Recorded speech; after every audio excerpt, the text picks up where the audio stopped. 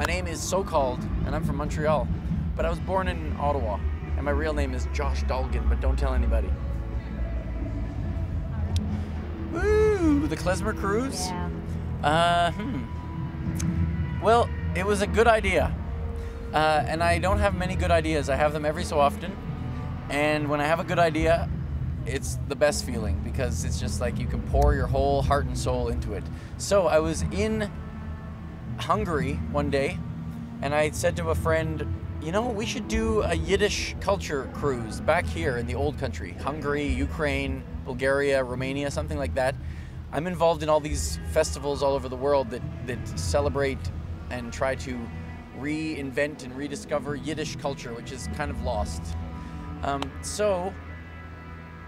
been, in Paris and London and New York, all over the place. So I thought we should do this here, where the Jews used to live, where the culture used to flourish. So my grandfather's from the Ukraine, and I actually went to visit with my parents. I went to visit where he was from, this little town called Zaporozhye. And while we were there, I said, this could be the place. Let's do it on this river. We'll organize a boat, and we'll sail down the river, and I'll hire all these musicians, and we'll do concerts all the way along, and hopefully people will sign up to do it, and it'll be amazing. So we organized the boat. We got all these musicians, 200 people signed up to come along. I organized concerts all the way along on the shore, and we played with local musicians, and it was insane. It was incredibly intense.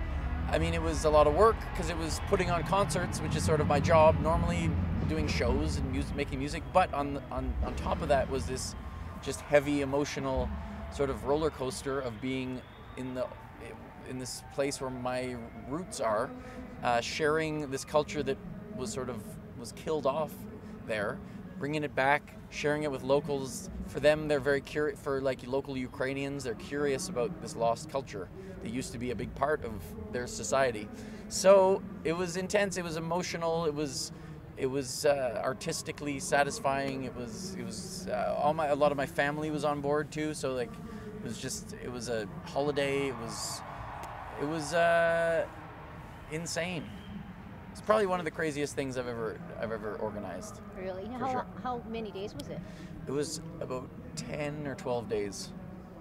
10 or 12 days. Yeah. So it was a good trek. Yeah. Yeah, and it was music along the way. Music along the way, and food and dancing, and I hired a Jewish history professor to come, and a language teacher and a dance instructor, and 10 like amazing musicians. And in the town where my grandfather was from, is this man who lives there now, his name is Arkady Gendler, and he's an amazing folk singer. So when we got there, he was there to meet us, and he's like 90 years old, and he could be my grandfather in a way, and he sings these beautiful Yiddish folk songs. And there was like weird little surprises along the way. When we got to Odessa, I organized this brass band to be waiting on the shore. So like as the boat came in, this like Ukrainian brass band was playing. Actually, and they were playing this tune that I'd sent them to learn that we'd been learning on the boat. So like we all sang and came together, but we just got here, so we're chilling. The food is healthy. They're environmentally friendly. The crowd looks jolly and relaxed.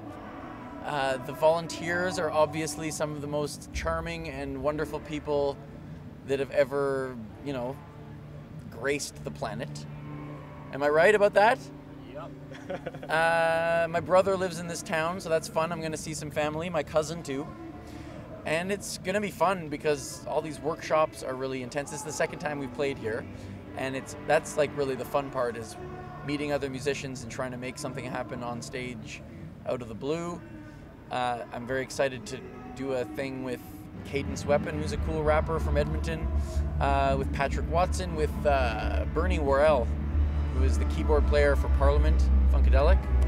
So that's kind of exciting.